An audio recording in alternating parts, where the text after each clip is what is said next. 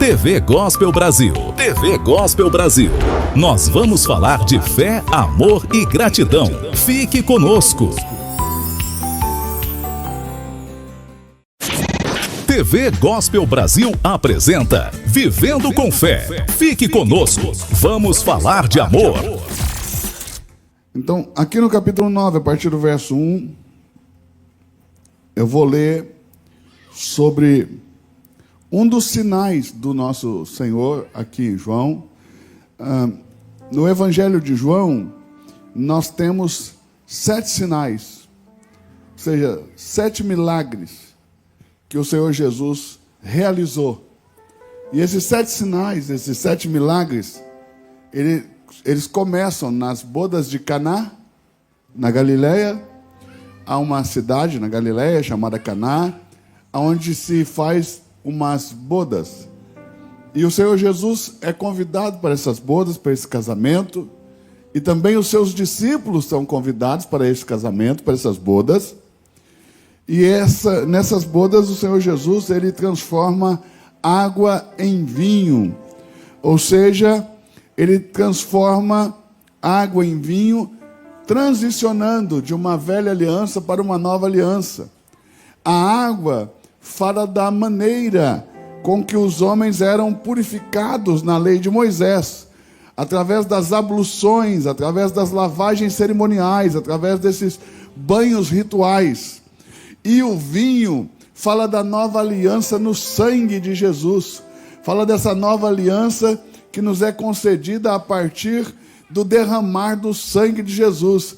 Então, quando ele transforma a água em vinho, ele nos leva a viver a alegria dessa nova aliança. Ele nos leva a viver a alegria desse novo momento, né? Desse início também de uma nova criação, desse início de um novo Gênesis, que essa é a proposta do quarto evangelho, o Evangelho de João, de que ele seja um novo Gênesis, porque em Gênesis Deus cria o homem, e aqui em João Deus vai recriar o homem.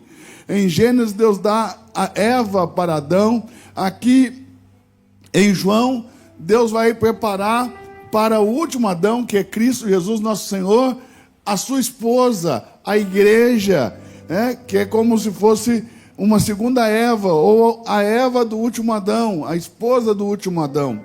Então, aqui nós temos o início, nas bodas de Caná, desses sinais, e esse primeiro sinal é essa transição de aliança para uma nova aliança. E depois nós temos esses sinais encerrando na ressurreição de Lázaro, revelando para nós que Jesus é Deus, e que ele tem poder sobre a morte, e que ele pode nos tirar da morte.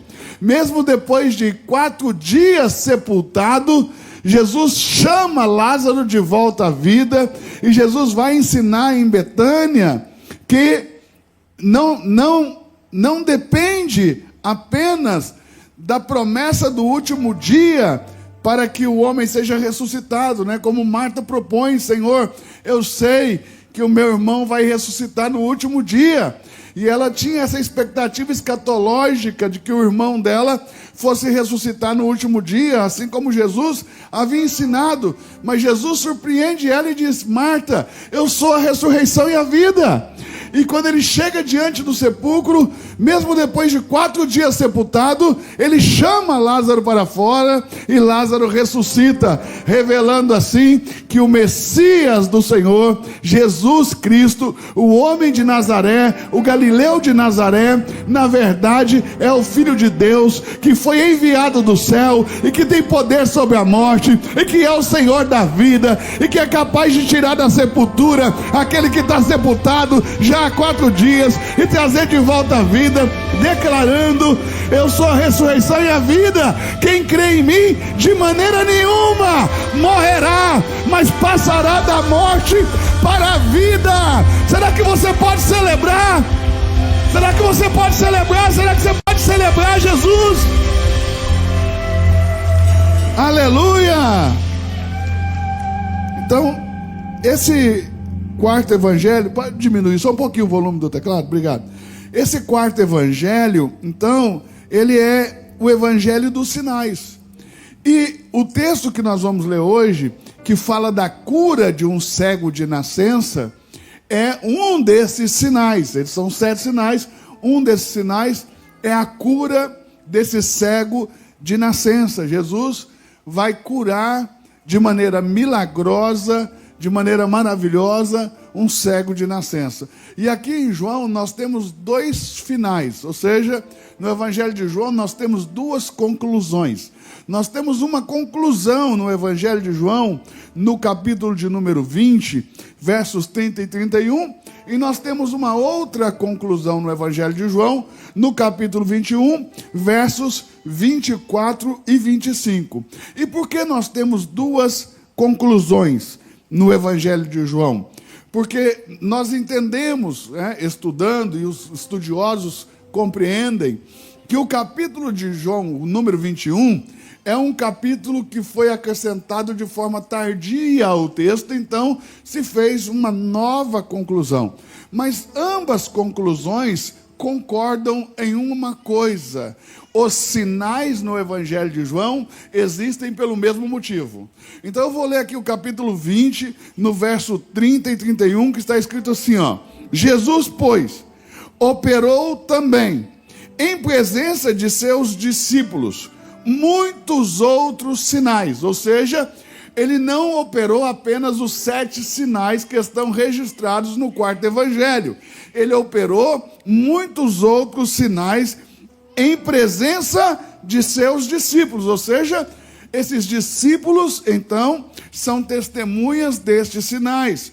E esses sinais não foram escritos, ou seja, não estão escritos neste livro. Estes, porém, foram escritos, os que foram escritos, os 7, foram escritos para que creiais. Então, esses sinais foram escritos para que possamos crer, para que creiais. E crer em quê? Que Jesus Cristo, o Filho de Deus, que Jesus Cristo é o Filho de Deus, ele é Cristo, ou seja, ungido. Cristo vem do grego, quer dizer ungido, do hebraico Messias, amém? Em português quer dizer ungido. Então ele é o Messias, o Cristo, o ungido, e também Filho de Deus.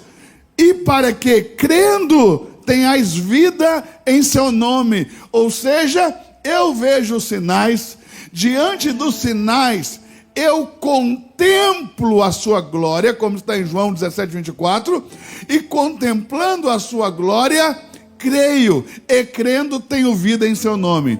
No capítulo 21, versos 24 e 25, diz assim, ó, verso 24: este é o discípulo que testifica destas coisas e as escreveu, e sabemos que o seu testemunho é verdadeiro. Há, porém, ainda muitas outras coisas que Jesus fez, e se cada uma das quais fosse escrita, cuido que nem ainda o mundo todo poderia conter os livros em que se escrevessem estas coisas. Amém? Então, ou seja, Jesus preparou muitos sinais, ele fez muitos sinais, e ele preparou muitos sinais para revelar a glória, e revelando essa glória pudéssemos crer, e crendo recebêssemos vida em seu nome. Ele não fez apenas os 7 sinais que estão narrados no Evangelho de João, no quarto Evangelho. Ele fez muitos sinais. Se fosse para escrever em livros, nem todo o livro do mundo conseguiria colocar tantos sinais. É claro que aqui há uma força de expressão, uma força de linguagem, mas para colocar os tantos sinais que Jesus realizou. Quem entendeu até aqui, diga amém. Você conseguiu entender até aqui? Quem conseguiu entender até aqui? Esse quarto evangelho também, temos que lembrar, é produzido nos anos 85, 90, 100, até 110. Ou seja, do ano 85 até o ano 110, foi o tempo que levou para que esses escritos pudessem ser editados, redigidos e editados para que a gente pudesse conhecer esse evangelho como nós conhecemos agora. Então começou a produção desses textos 85 anos após a morte e ressurreição do nosso Senhor. Então eles não estão escrevendo no momento em que Jesus está vivendo ou realizando esses sinais. Eles estão escrevendo e produzindo, redigindo esses textos 85 até 110 anos depois da morte e ressurreição do nosso Senhor. E o Evangelho joanino, ele não tem um objetivo de nos apresentar um relato histórico acerca de Jesus. Ou seja, ainda que há alguma historicidade no quarto evangelho, no Evangelho de João, o objetivo desse evangelho é teológico. Ele tem mais teologia do que história. Está conseguindo entender ou não? E essa teologia que nos é apresentada aqui em João, é apresentada em forma de pregações.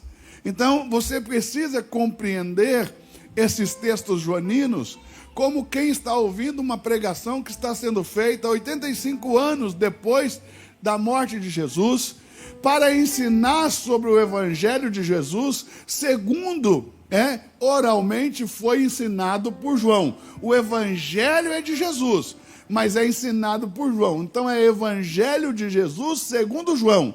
E quem está produzindo esses textos? Os discípulos de João. Eles estão produzindo esse texto. Nós chamamos essa comunidade cristã, essa localidade, essa região e essas pessoas, esses cristãos que produziram esses textos, nós chamamos comunidade joanina. Então essa é a comunidade joanina pregando acerca do Evangelho de Jesus. E essa comunidade joanina, preste bem atenção, é também chamada a comunidade do discípulo amado, porque no texto de João nós temos aqui essa figura do discípulo amado. E nós partimos aqui a partir de uma teologia bíblica e não dogmática. Eu quero pregar hoje a partir de uma teologia mais bíblica, menos dogmática, partindo do texto bíblico e não das nossas crenças. E quando nós partimos do texto bíblico, o discípulo amado de João não é João. Quando você parte do texto bíblico, o discípulo amado, ninguém sabe quem é, porque o texto bíblico em si não nos diz que o discípulo amado é João. Nós deduzimos que o discípulo amado é João por uma questão de tradição, porque a tradição cristã afirma, compreende que o discípulo amado, citado no Evangelho de João, aqui no quarto Evangelho, é o próprio João, ok? Mas a própria Bíblia não diz isso, ok? Isso nós sabemos pela tradição. Mas quando você parte do texto, o texto não afirma que o discípulo amado é João, portanto, nós vamos tratar esse discípulo amado como sendo toda a comunidade de fé. Está conseguindo entender? Diga amém. E a partir dessa perspectiva da teologia bíblica, nós vamos abordar esse sinal da cura do cego de nascença, e eu vou fazer algumas referências a estudiosos renomados, conhecidos, como Raymond Brown e também Alberto Casanello, que são alguns dos mais eruditos, estudiosos dos textos joaninos, a partir dessa perspectiva da teologia bíblica. Quem está conseguindo entender até aqui, diga amém. Amém? Vamos ler o texto? Capítulo de número 9, verso de número 1, diz assim: E passando Jesus, viu um homem cego de nascença. Verso 2: E os seus discípulos lhe perguntaram, dizendo: Rabi, quem pecou? Quem pecou? Este ou seus pais, para que nascesse cego? Veja isso. Rabi, os discípulos, Jesus passa, ele vê o homem cego de nascença, mas quem chama a atenção de Jesus para esse homem cego de nascença são os seus discípulos. E esses discípulos fazem a Jesus uma pergunta: quem pecou para que este homem nascesse assim? Ele ou seus pais? Então veja que ainda temos aqui vestígios, resquícios do judaísmo, e a crença judaica de que a desgraça, o infortúnio na vida de alguém está diretamente ligado ao pecado. Ou seja, se você está vivendo, e uma pessoa adulta está vivendo alguma desgraça, está vivendo algum infortúnio, está vivendo alguma dificuldade, então você deve ter pecado, porque eles ligam diretamente as desgraças ao pecado. E Jesus vai quebrar essa ideia, porque Jesus vai responder dizendo: nem ele pecou, nem seus pais, mas foi assim para que nele se manifeste as obras de Deus. Ou seja, nem ele pecou, nem seus pais pecaram, mas ele nasceu assim para que nele se manifeste as obras de Deus. Quem está aí, diga amém. Eu sei que aqui muitos pregadores têm o costume de ler, para que se manifeste a glória de Deus. Não é o que o texto diz. É para que se manifestem as obras de Deus. Você está aí? Diga amém. Para que se manifestem as obras de Deus.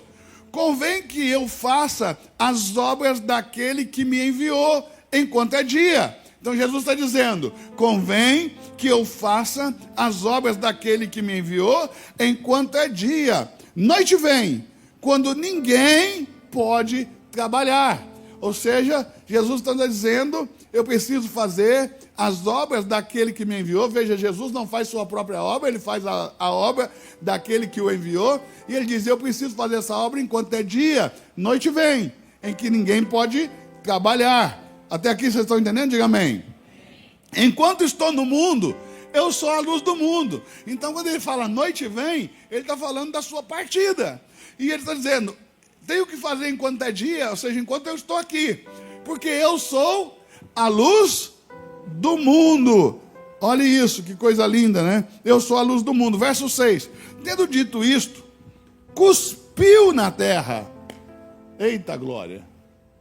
Tendo dito isto, cuspiu na terra. E com a saliva fez lodo e untou. Olha o termo, untar, né?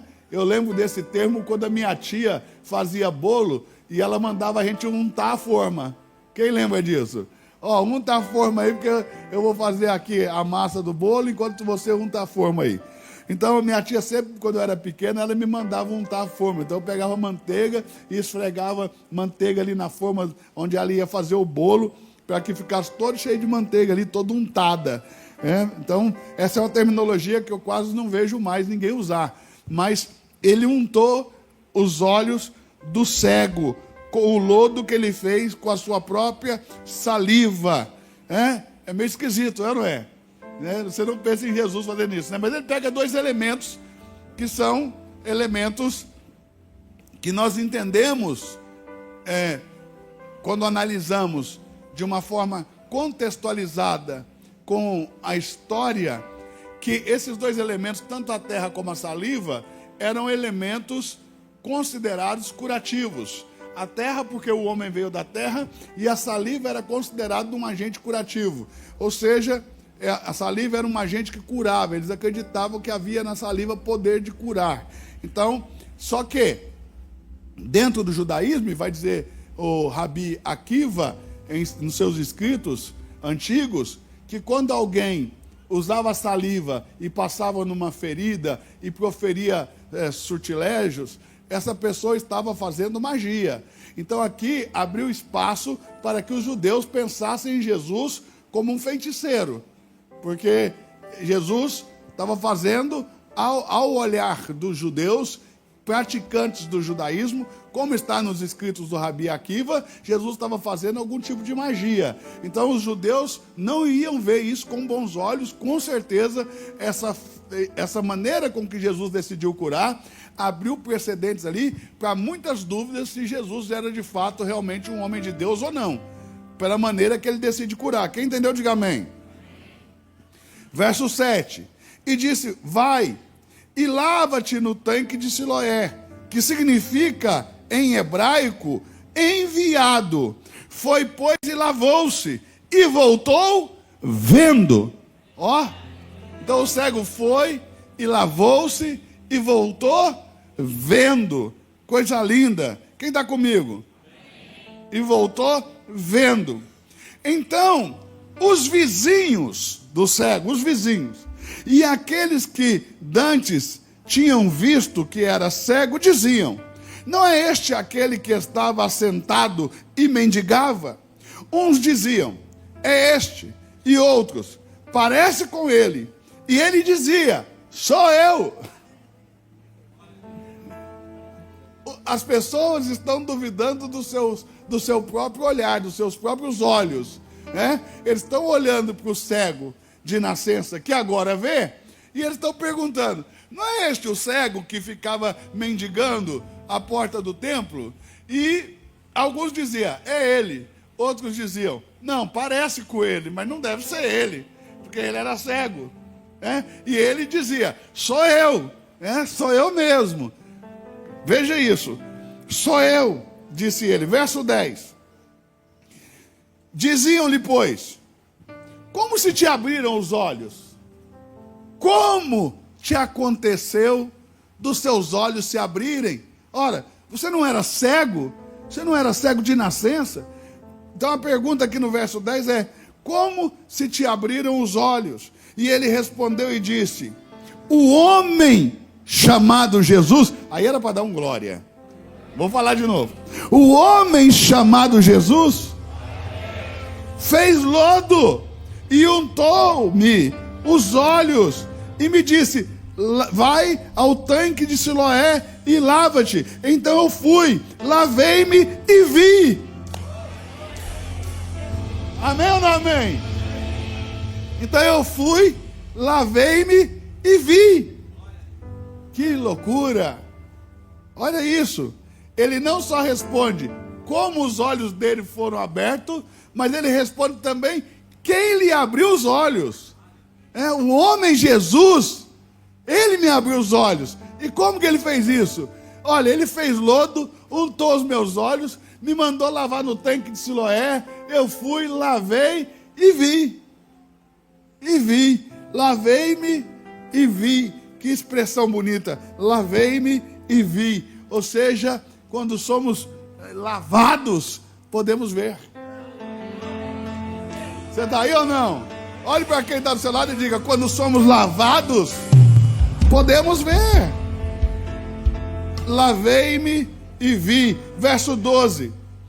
Disseram-lhe, pois: onde está ele? E respondeu o cego: não sei. Onde está o homem Jesus? E o cego, que agora não é mais cego, respondeu: não sei. Levaram, pois, aos fariseus o que dantes era cego. Ou seja, eles não se conformaram com a resposta. Falaram: olha, você vai ter que explicar esse negócio melhor. Pegaram o homem e arrastaram ele até os fariseus. Levaram ele até os fariseus. Olha isso. Então, os seus vizinhos e os que antes o viam ali mendigando, agora o conduzem até os fariseus. Você está conseguindo entender ou não?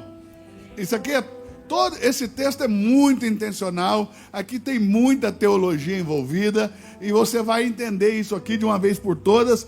E aliás, nós vamos pegar uma sequência aqui no Evangelho de João nos próximos meses, que você vai ficar expert nesse quarto evangelho. E depois nós vamos entrar nas cartas joaninas, 1 João, 2 João, nós vamos entrar nos textos joaninos, e você vai sair desses meses, desse tempo, dessa temporada de Deus sobre nós. Levanta as suas duas mãos para os céus. Eu quero declarar que se inicia uma temporada nova de Deus sobre nós, sobre a Reino, sobre a sua casa, sobre a sua família, sobre a nossa igreja. Inicia-se uma nova temporada, e eu quero dizer que nessa temporada a luz do Senhor vai brilhar sobre nós e contemplaremos a sua glória. Quem pode celebrar isso? Quem pode celebrar isso? Levaram, pois, aos fariseus o que dantes era cego. Verso 14.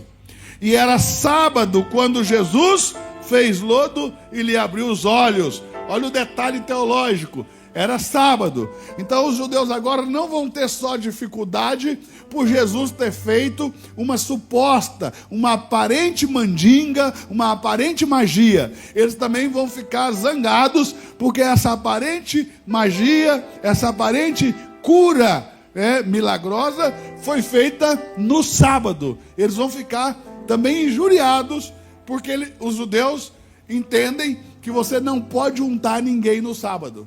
Entende? Você não pode misturar a terra com a saliva e untar uma pessoa no sábado, porque isso quebraria o sábado, o fato de Jesus ter untado. Então, dos questionamentos dos fariseus vai ser como foi que Jesus curou, porque dependendo da maneira que ele curou, ele pode quebrar o sábado. E se ele quebra o sábado, os judeus vão entender que ele não é um homem de Deus, porque se fosse um homem de Deus, não quebraria o sábado. Você está aí ou não? Ah, pelo amor de Deus, irmão, fala alguma coisa. Você está aí ou não? Você está vivo? Sacode essa pessoa perto de você e diga: acorda, pelo amor de Deus. Já são quase 10 horas da manhã e você está dormindo ainda. Vamos embora, irmão. Olha isso. Preste atenção. Verso 14. E era sábado, quando Jesus fez lodo e lhe abriu os olhos. Tornaram, pois, também os fariseus a perguntarem: como vira? Então os fariseus vão voltar a fazer a mesma pergunta que fizeram os anteriores. Qual é a pergunta que os fariseus vão fazer? Como foi que você viu? Como foi que se te abriu os olhos? E ele respondeu e disse, ele lhes disse: pôs-me lodo nos olhos, sob os olhos, lavei-me e vejo. Então alguns dos fariseus diziam: este homem não é de Deus, pois não guarda o sábado. Vê? Ou seja, os fariseus estão um pouco preocupados com o milagre. Eles estão preocupados com a maneira que se operou o milagre. Se ele fez lodo e se ele untou, então ele não é homem de Deus, porque ele não guarda o sábado. Olha para quem está do seu lado e diga aí: e aí, o que é mais importante para você? A sua religião ou o sinal da glória? Porque para os fariseus a religião está sendo mais importante do que o sinal da glória de Deus. Olhe para quem está do seu lado e diga assim: o sinal da glória tem que ser maior do que a sua religião. Você sabe por que nós nascemos como igreja? Para manifestar a glória do Senhor aqui no nosso meio. Os sinais da glória tem que ser maior do que a nossa religião. Escute, enquanto eles vêm nos chamar de religiosos ou nos acusar de fazermos coisas que quebram a sua religião, nós temos que dizer para eles: olhem para a glória que se manifesta em nosso meio, olhem para a obra que se faz em nosso meio, olhem para os sinais, porque é contemplando a sua glória que vocês vão crer. Você está aí, diga amém. Você está aí, diga amém.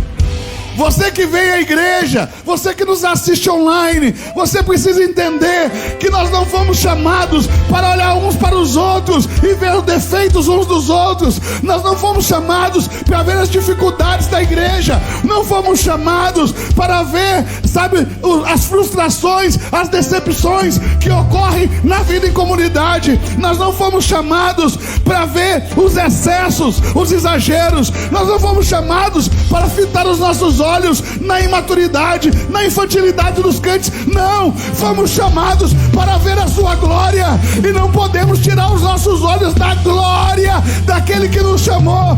É porque é contemplando a sua glória, contemplando a sua glória, que creremos. Você está aí, diga amém. Me ajude a pregar, pegue na mão de alguém, sacode ele e diga: olhe para o lugar certo. Pare de olhar para o lugar errado. Veja a glória do Senhor.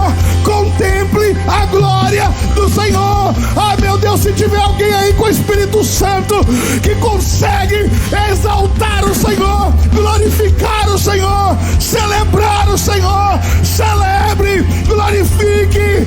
Jesus está neste lugar. A glória do Senhor está neste lugar. Aleluia. Aleluia! Eu vejo o que Deus está fazendo aqui e contemplo a sua glória. Então alguns dos fariseus diziam: este homem não é de Deus, pois não guarda o sábado. E diziam outros: como pode um homem pecador fazer tais sinais? E havia dissensão entre eles. E agora os fariseus entraram em crise. E agora há uma divisão entre os fariseus. Porque parte dos fariseus dizem: esse homem não é de Deus, porque não guarda o sábado.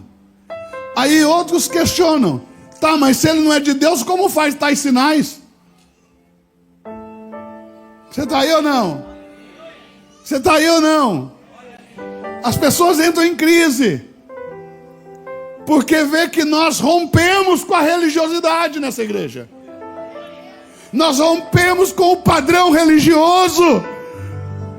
E aí eles dizem: não são de Deus. Mas de repente, os sinais estão manifestados. Aí outros dizem: mas como não são de Deus? Se eu entrei lá e senti a presença de Jesus. Como não são de Deus? Se quando louvam, a presença se manifesta. Como se não são de Deus? Se pregam a palavra, pregam o evangelho. Aliás, nós fizemos recentemente uma pesquisa. E nessa pesquisa, pastor Daniel, nós perguntamos o que fez as pessoas escolherem a Reino como sua igreja. E a maior parte das pessoas disseram que ficaram na Reino por causa da palavra que é pregada. Veja, nos acusam de não pregarmos, e o motivo pelo qual as pessoas ficam é a palavra que é pregada, que é profunda, que é concisa. Veja que quem nos acusa não nos conhece. Eles só olham para o aspecto religioso que nós abandonamos, e aí já nos julgam, não são de Deus. Mas a palavra é pregada, e quem fica, fica, porque aqui tem palavra, e essa palavra manifesta a glória de Deus.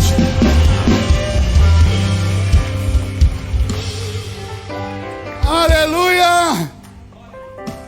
Meu Deus, não sei nem como é que eu vou começar essa mensagem hoje, porque nós estamos lendo o texto e a glória do Senhor já está se manifestando. Nós estamos só lendo o texto e a glória do Senhor já apareceu. Olha isso, que coisa linda.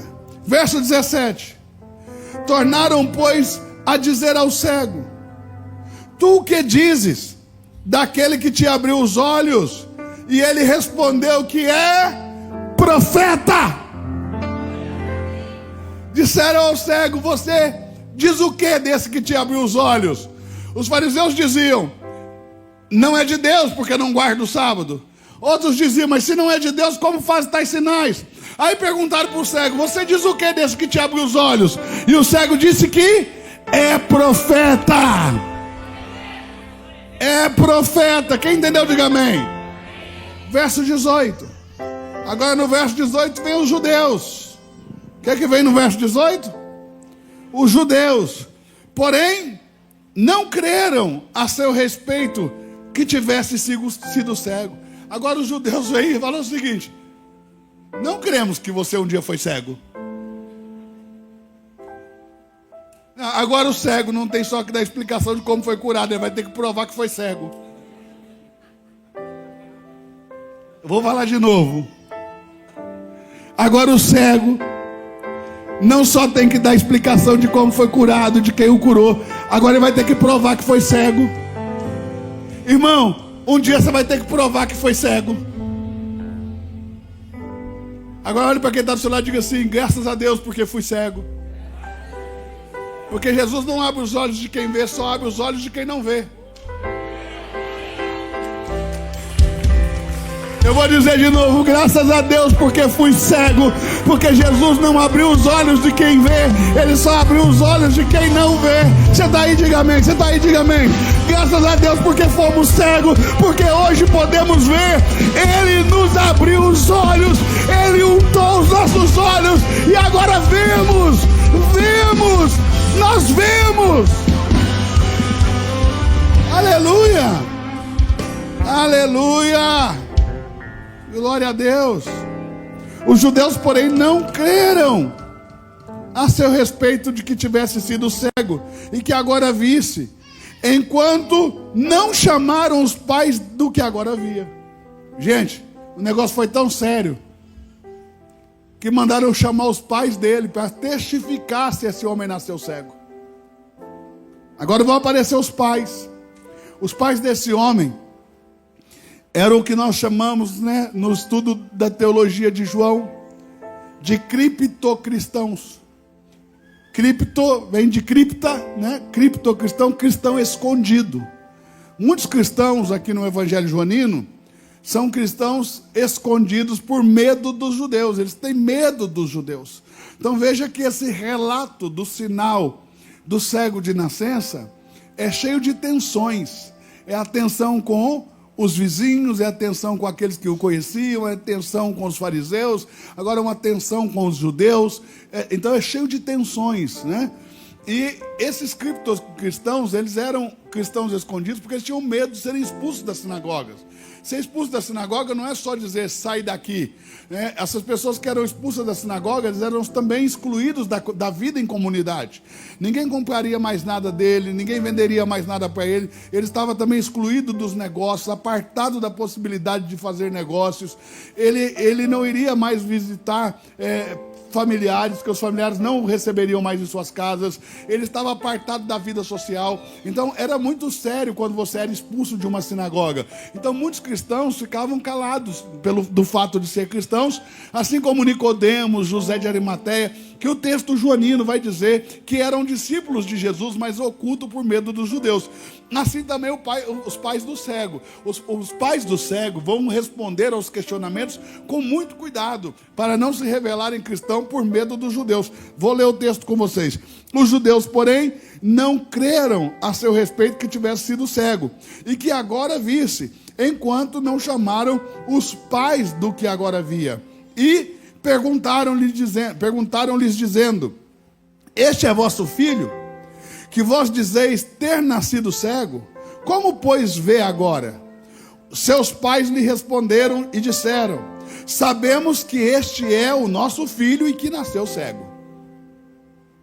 Então, uma coisa sabemos: este aí é o nosso filho. E também sabemos que ele nasceu cego. Mas como agora vê, não sabemos. Ou seja, eles não querem dizer Jesus foi lá e curou. Eles não querem se expor. Ok? Então, como agora vê, não sabemos. Ou quem lhe tenha aberto os olhos, não sabemos. Tem idade, perguntai-lhe a ele mesmo, e ele falará por si mesmo. Então eles estão dizendo, não sei quem abriu os olhos dele não, mas ele já tem idade suficiente para responder por si mesmo. Perguntai-lhe a ele mesmo e ele vai responder. Verso 22, os seus pais disseram isso, olha isso, porque temiam os judeus. Porquanto os judeus, já os judeus tinham resolvido, já tinham combinado, que se alguém confessasse ser ele o Cristo, fosse expulso da sinagoga. Então os pais do menino estavam morrendo de medo de falar alguma coisa que os judeus interpretassem que eles estavam vendo ele como Cristo e expulsasse eles da sinagoga. Quem está por aí? Por isso é que seus pais disseram: tem idade, perguntai-lhe a ele mesmo. Chamaram, pois, pela segunda vez o homem que tinha sido cego e disseram-lhe: dá glória a Deus. Esse termo, dá glória a Deus, renegue esse homem que te curou, renegue essa cura mágica, renegue e dê a glória a Deus. Dê glória a Deus aí é no sentido de renegar o que te foi feito. Renegue essa pessoa que te curou, renegue essa cura, renegue isso aí porque isso é magia. E dê glória a Deus. Então, é nesse aspecto que eles dizem, dê glória a Deus. E nós temos isso também em muitos outros textos bíblicos, que sempre a conotação é de renegar algo para reconhecer somente a Deus como quem tem poder de fazer. Então eles não entendem, os judeus, que Jesus é Deus. eles não sabem, né? Aqui em João, no quarto evangelho, está se construindo também a teologia, né? O ponto central da teologia, o cerne da teologia, o ponto nervoso da teologia, que é a cristologia, ou seja, a principal parte da teologia, que é a cristologia. O estudo acerca de quem é esse Cristo, de quem é Jesus. Então, aqui em João, está se construindo com um movimento de descendência e ascendência a ideia da cristologia. E essa cristologia joanina, diferente dos sinóticos, Mateus, Marcos e Lucas, aqui é chamada alta cristologia, porque há uma teologia muito sofisticada. Ou seja, você lendo Mateus, lendo Marcos, lendo Lucas, sem ler João, em nenhum momento você vai compreender ser Jesus Deus. Entende? Porque em Mateus, em Marcos, em Lucas, Jesus é um homem. Nenhum desses textos sinóticos chamam Jesus de Deus. Fazem alusão, sequer alusão, à possibilidade de Jesus ser Deus. É em João que nós entendemos claramente que Jesus é Deus. E é só no 4º século da igreja, no concílio de Nicéia, é que a igreja vai bater o martelo, dizendo que Jesus é Deus de Deus, consubstância com Deus, mesma glória, mesma essência, mesma substância, e em nada difere. É um só Deus, em 3 pessoas, o Pai, o Filho e o Espírito Santo. A igreja vai levar 400 anos para bater o martelo sobre quem é Jesus.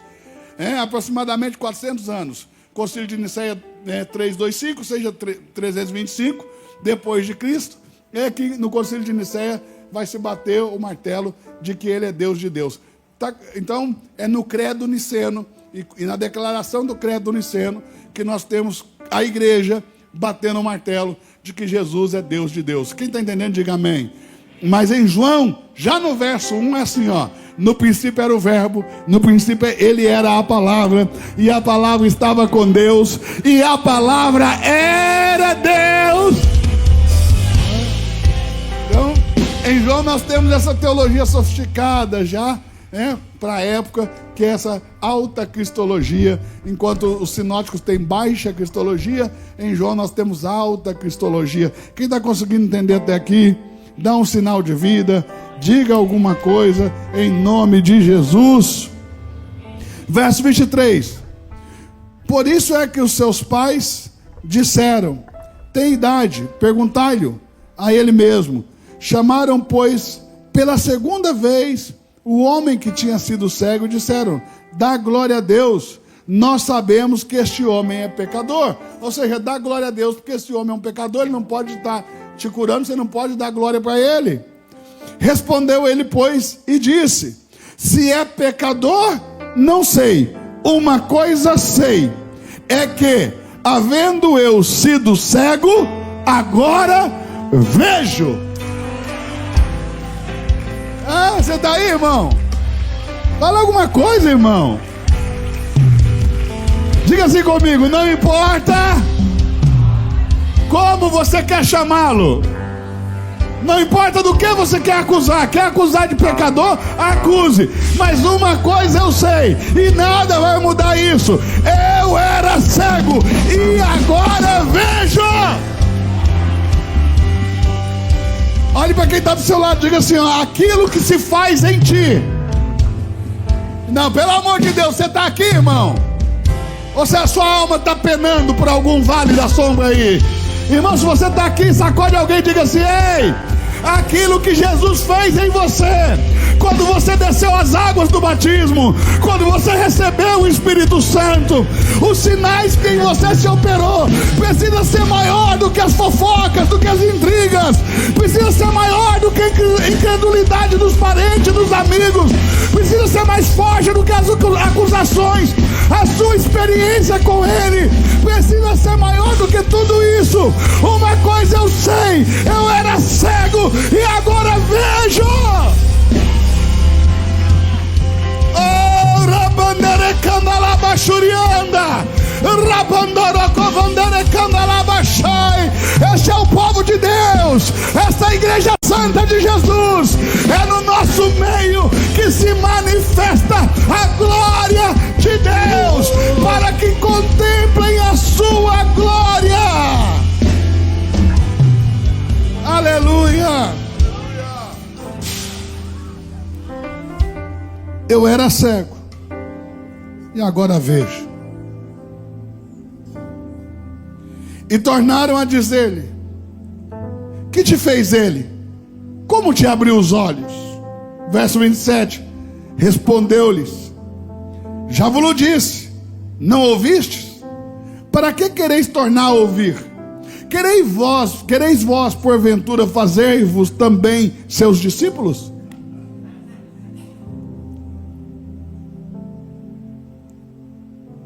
Tem gente que pega no nosso pé com vontade de ser dos nossos. Só não revela, porque a dor de cotovelo é grande demais.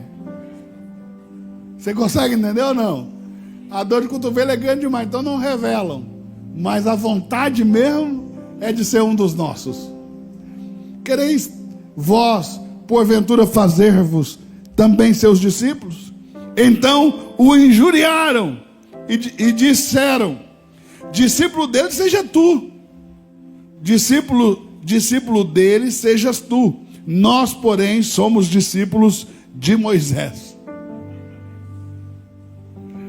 Nós também sabemos que Deus falou a Moisés, mas não sabemos de onde este é. Este não sabemos de onde é. O homem respondeu e disse, verso 30, e disse-lhes: nisso, pois, está a maravilha, que vós não saibais de onde ele é. Nisto, pois, está a maravilha, que vós não saibais de onde ele é. E, contudo, me abrisse os olhos. Ou seja, a maravilha é essa: vocês não sabem nem quem ele é, contudo, ele me abriu os olhos. Verso 31. Ora, nós sabemos que Deus não ouve a pecadores, mas se alguém é temente a Deus e faz a sua vontade, a esse ouve. Então olha o que o cego está fazendo. Olha o que ele está dizendo. Nós sabemos que Deus não ouve a pecadores, mas se alguém é temente e faz a vontade de Deus, a esse ele ouve. Então o cego está declarando: esse homem é temente e faz a vontade de Deus, porque Deus ouviu ele. Vou dizer de novo, o cego está dizendo: esse homem é temente e faz a vontade de Deus, porque Deus ouviu ele. Verso 32. Desde o princípio do mundo, nunca se ouviu que alguém abrisse os olhos a um cego de nascença. Desde o princípio do mundo, nunca se ouviu que alguém abrisse os olhos a um cego de nascença. Se este não fosse de Deus, nada poderia fazer. Então quem está dizendo? Esse homem, ele é próximo de Deus. Se este não fosse de Deus, se você ler em grego, dá essa conotação. Se esse não fosse próximo de Deus, nada poderia fazer. Então ele é próximo de Deus, porque ele fez. Responderam eles e disseram-lhe: tu és nascido todo em pecados. Olha, eles estão de novo, eles estão tratando ele, linkando o seu infortúnio, a sua desgraça de ter nascido cego, ao pecado. Então ele diz: se você nasceu cego, eles dizem o seguinte: se você nasceu cego, assim diziam os judeus, então é porque você nasceu todo em pecado, porque é o seu pecado o motivo da sua cegueira. Mas os discípulos, o texto, esse texto, essa porção do texto, começa com os discípulos perguntando: Rabi, quem pecou, ele ou seus pais, para que nascesse cego? Jesus diz: nem ele, nem seus pais. Mas eles estão evocando a tradição judaica. Você foi nascido todo em pecado, senão não teria nascido cego. É isso que eles querem dizer. Já que você nasceu cego, é porque você nasceu todo em pecado. Tá bom para vocês ou não? Vocês estão conseguindo compreender o que eu estou falando aqui ou não? Então olha isso. Responderam eles e disseram-lhe: tu és nascido todo em pecados e nos ensina a nós? E expulsaram-no. Ele foi expulso da sinagoga. não vai poder mais nem entrar, nem comprar, nem vender, nem se relacionar socialmente. Por causa de um milagre que se operou nele, ele foi excluído. Consegue entender o que é a igreja? A igreja é esse cego, irmão. Por isso que o mundo se aparta de nós quando vê o que Cristo em nós operou. Você sabe que a palavra aqui, homem, no início do texto, a palavra homem, no grego é antropos. Ou seja, não usou a palavra homem, sexo masculino. Usou antropos. Ou seja, um ser humano qualquer, homem ou mulher. Porque o objetivo do texto não é narrar a história de um homem cego.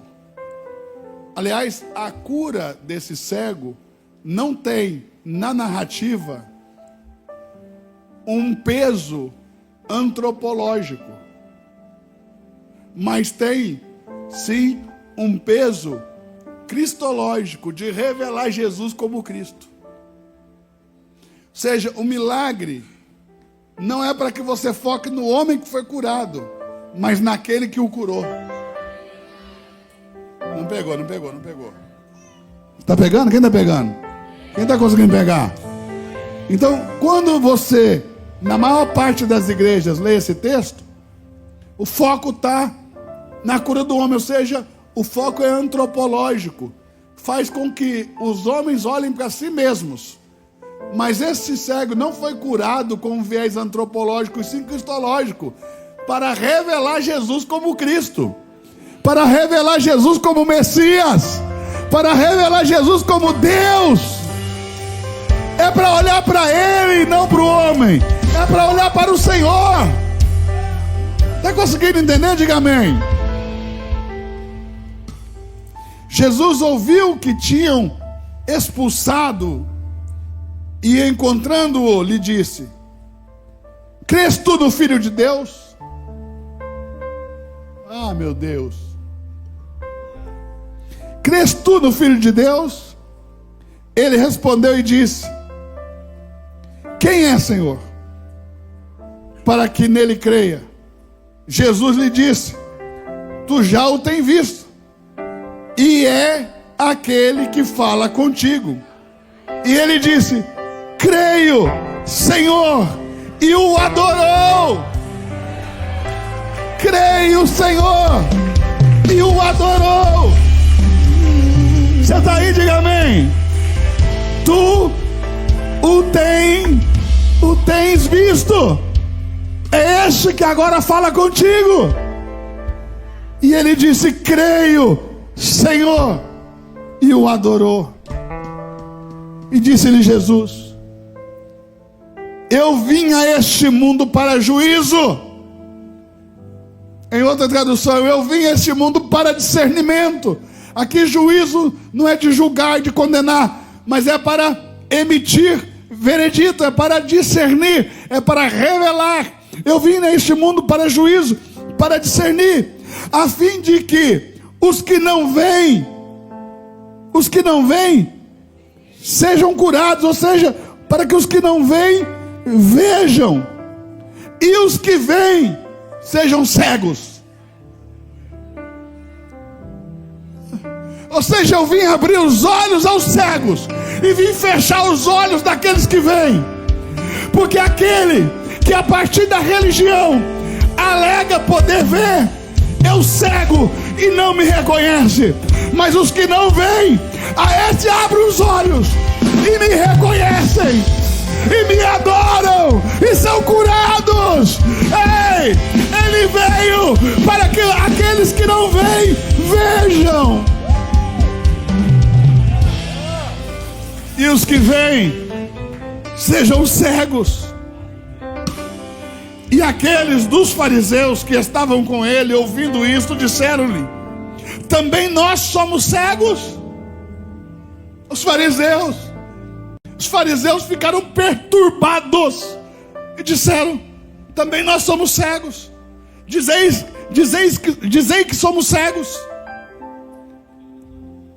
Disse-lhes Jesus: se fosseis cegos, não estarias pecando? Não estarias em pecado? Não terias pecado? Se vocês fossem cegos, não teriam pecado. Mas, como agora dizeis, vemos, por isso o vosso pecado permanece. Ou seja, se vocês dissessem, somos cegos, eu abriria os olhos de vocês e vocês me veriam. Mas como vocês dizem que vêm, eu não vou abrir os vossos olhos. E o pecado de vocês vai permanecer, porque vocês vão seguir me rejeitando e tentando pegar em pedras para me matar. Quem está aí? Esse milagre. Joga meu PowerPoint aí, por favor. Esse milagre. Deixa que eu passo, por favor. Esse milagre acontece por ocasião da festa dos tabernáculos. Deixa eu ver se eu consigo te mostrar. O capítulo 7, o capítulo 8 e o capítulo 9 de João estão inseridos em uma mesma narrativa. E o contexto é a festa dos tabernáculos. Deixa eu ver se eu acho aqui o slide correto para você. Mas, eu tenho tanta coisa para falar.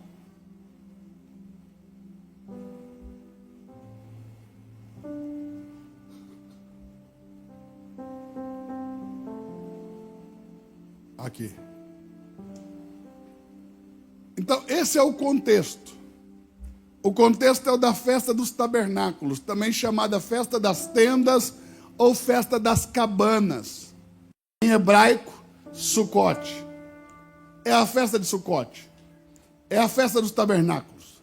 Essa é a chamada a grande festa dos judeus. E na festa dos tabernáculos, nós temos um contexto aqui, de água. Porque na festa dos tabernáculos, se retirava a água lá do tanque de Siloé, e esse tanque de Siloé recebe águas que são enviadas lá do alto, de uma fonte chamada Gion.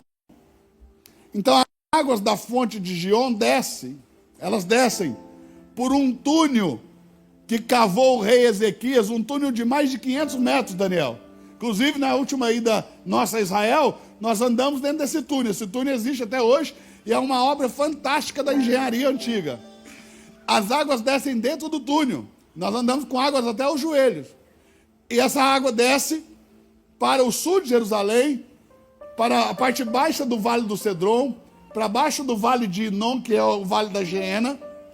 E essas águas elas caem num tanque. Esse tanque é chamado Siloé, ou seja, o tanque do enviado, porque recebe as águas enviadas do alto. Então, por ocasião da guerra com a Síria, o rei Ezequias cavou esse túnel para que as águas fossem por dentro do túnel, para que os assírios não envenenassem as águas. E Jerusalém pudesse permanecer dentro das muralhas, porque era uma cidade fortificada, toda muralha. Então, quando os assírios cercaram Jerusalém, eles ficaram dentro das muralhas e a água não se contaminou, porque Ezequias teve essa brilhante ideia de cavar o túnel. Quem está conseguindo entender, diga amém. E na festa dos tabernáculos, em Sucote, eles fazem libação no santuário com as águas de Siloé. Ou seja, eles pegam as águas de Siloé, o sacerdote também, e eles sobem em procissão até o templo, eles entram no templo em uma porta que dá para o sul, ok? Eles entram no templo por uma porta chamada Porta das Águas. Eles entram ali e eles jogam essas águas em libação a Deus. Era um ritual judaico de águas que acontecia em tabernáculos. Em tabernáculos também, então veja, João, o capítulo 9, do verso 1 ao 41, acontece no contexto da festa. E como nós sabemos disso? Porque no capítulo 9 não há nenhuma alusão a um novo espaço-tempo. Ou seja, Então não há nenhuma alusão narrativa a um ambiente espacial diferente daquele que está sendo narrado desde o capítulo 7. Então nós sabemos que é o mesmo contexto da grande festa dos tabernáculos. E também em João 8, então veja, no 7 nós temos ali as águas, no 8 nós temos Jesus declarando: eu sou a luz do mundo, em contraponto a uma luz ritual. Por quê? No pátio das mulheres, durante a festa dos tabernáculos, se levantava 4 grandes candelabros. E esses candelabros tinham como pavio as próprias vestes dos sacerdotes. Então, esses candelabros tinham na ponta grandes bacias com azeite, e as vestes dos sacerdotes viravam pavio, e eles acendiam esses 4 candelabros, e começava a chamada festa da alegria, ou festa das luzes. E essas 4 lâmpadas, esses 4 candelabros, eles eram vistos por toda a cidade, de toda a cidade de Jerusalém, se via essas luzes. E agora, Jesus vem e substitui essa luz ritual, dizendo o seguinte: eu sou a luz do mundo. Mas no capítulo 7, Jesus também diz: quem tem sede, vem a mim e beba, porque quem crê em mim, como diz as Escrituras, rios de água de vida fluirão do seu peito, do seu seio. E ele dizia isso acerca do Espírito Santo, que ainda não tinha sido dado. Então no capítulo 7, Jesus reforça a promessa do Espírito Santo, dizendo que ele é a água viva que vai sair de nós, e que o próprio Jesus é a luz do mundo, enquanto o Espírito Santo é a água de Siloé, a água que cura, a água do milagre, é o Espírito Santo. Jesus é a luz para aquele que é cego, ele é a luz do mundo, é ele que torna a noite em dia. Você está aí? Diga amém. Quem está aí? Maurício, no intervalo dessa reunião para outra, você põe esse slide em primeiro lugar para mim. Agora nós temos Jesus, o cego, nesse contexto. E veja, no capítulo 9, nós temos meio que uma repetição do contexto. Porque no capítulo 9, Jesus cura o cego de nascença, trazendo luz para quem estava em trevas, e declarando novamente: eu sou a luz do mundo. Está conseguindo entender ou não? E temos a presença das águas de novo, só que agora essas águas não são rituais, são curativas, revelando o poder do Espírito Santo. Quem está aí? Quem está aí? E o cego, ao se lavar no tanque de Siloé, passa a ver. Jesus pega a terra e saliva, unta os seus olhos, mas quando lava no tanque de Siloé, ele passa a ver. Siloé, em hebraico, significa enviado. Siloá, Siloá. E em João, Jesus é chamado o enviado.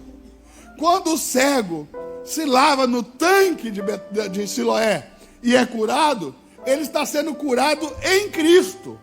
Ele está sendo curado no nome de Jesus, porque o tanque tem o mesmo nome que João dá a Jesus como o enviado de Deus.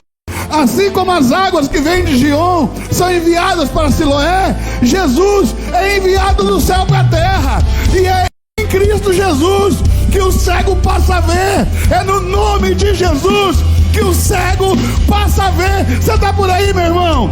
Você está por... Diz alguma coisa, fala alguma coisa aí. E eu quero encerrar essa introdução, porque agora 11 horas eu vou continuar, dizendo o seguinte: entenda, no capítulo 7, no capítulo 8, no capítulo 9, deste epílogo,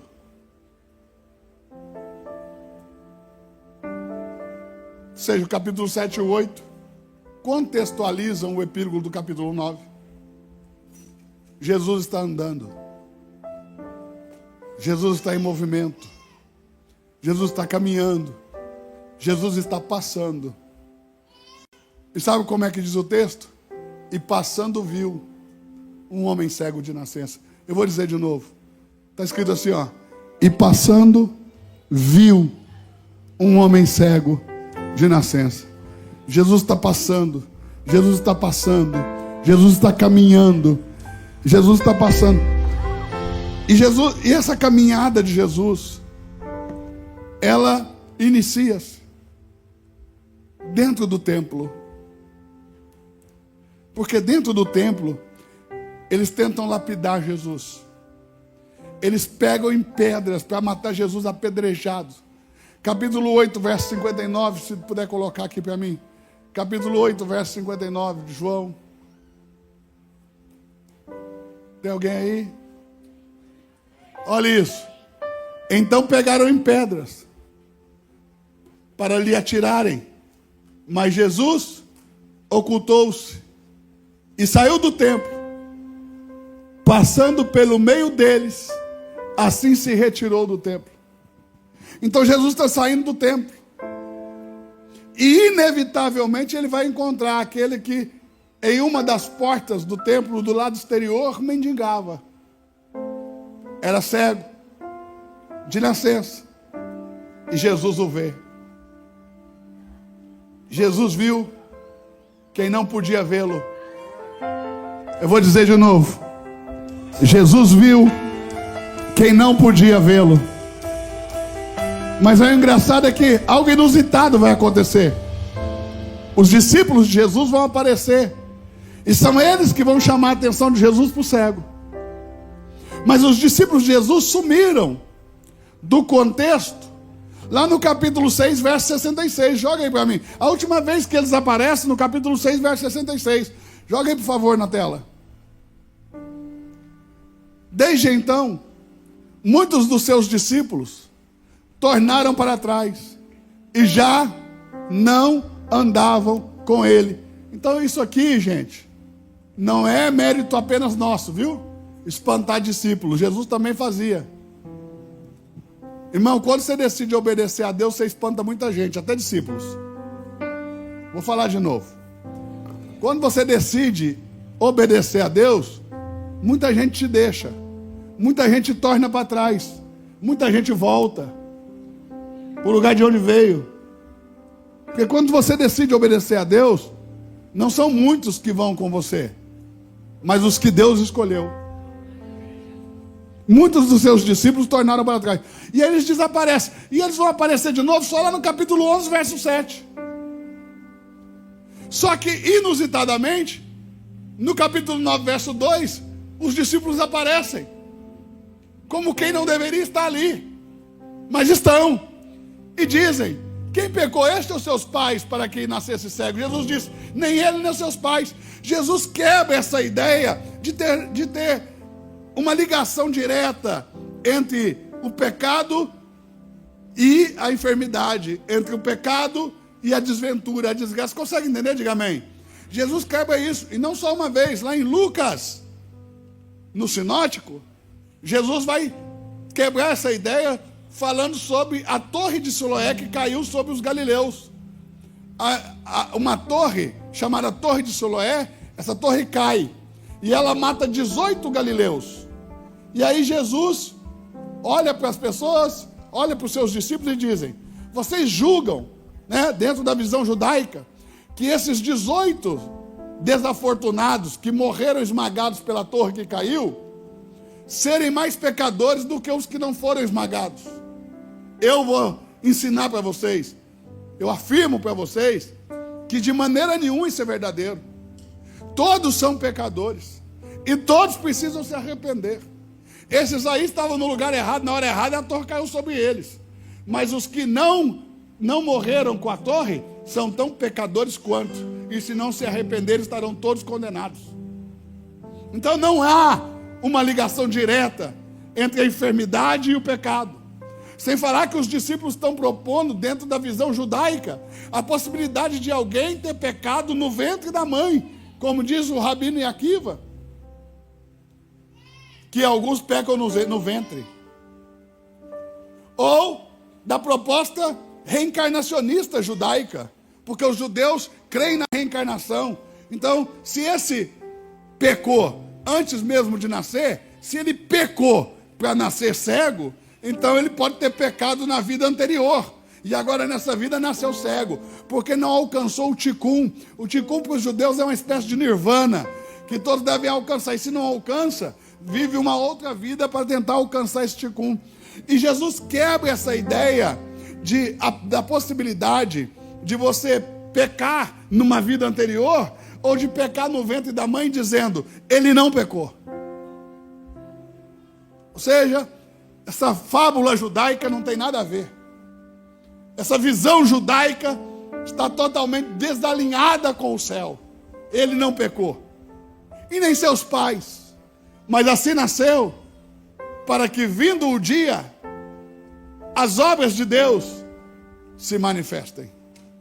Porque Jesus, como revelador do Pai, não manifesta suas próprias obras, mas as obras daquele que o enviou. E quando se depara com algo, como um homem cego de nascença, se torna luz para ele. Está conseguindo entender? Diga amém.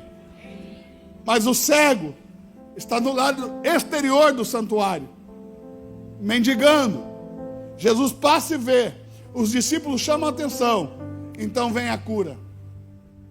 A cura não se deu no lugar sagrado, como está lá no 8:59, porque no lugar sagrado ninguém via, e ninguém, podendo vê-lo, conseguiu chamá-lo Senhor, mas pegaram em pedras para matá-lo.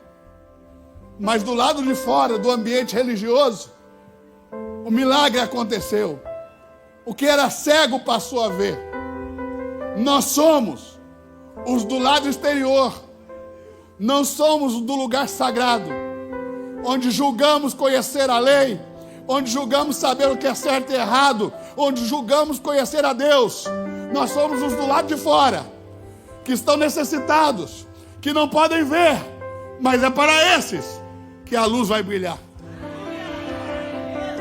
Você está aí? Se está aí, diga amém, diga aleluia, em nome de Jesus. Que o Senhor Jesus te abençoe de forma muito poderosa. Que o Senhor Jesus te abençoe de forma abundante e poderosa. Pai, nós oramos agora nessa manhã para que nenhum dos teus filhos permaneçam na escuridão.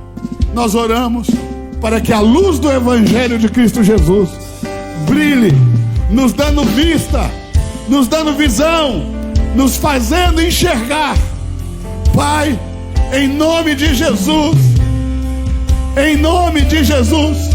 sejam manifestas as tuas obras em nosso meio. Sejam manifestas as tuas obras em nosso meio. E que toda cegueira seja curada agora, pelo poder do nome de Jesus. Eu ordeno, em nome de Jesus, que a sua cegueira seja curada agora. Que se te abram os olhos, em nome de Jesus, em nome de Jesus. Amém e amém. Glória ao Rei Jesus. Quem pode levantar as duas mãos lá para o alto e aplaudir e celebrar Jesus? Você pode celebrar, você pode dar um grito de vitória, você pode dizer aleluia, você pode dizer glória a Deus. Amém. TV Gospel Brasil. TV Gospel Brasil. No Facebook, Instagram e YouTube. WhatsApp 149-9705-5518. Acesse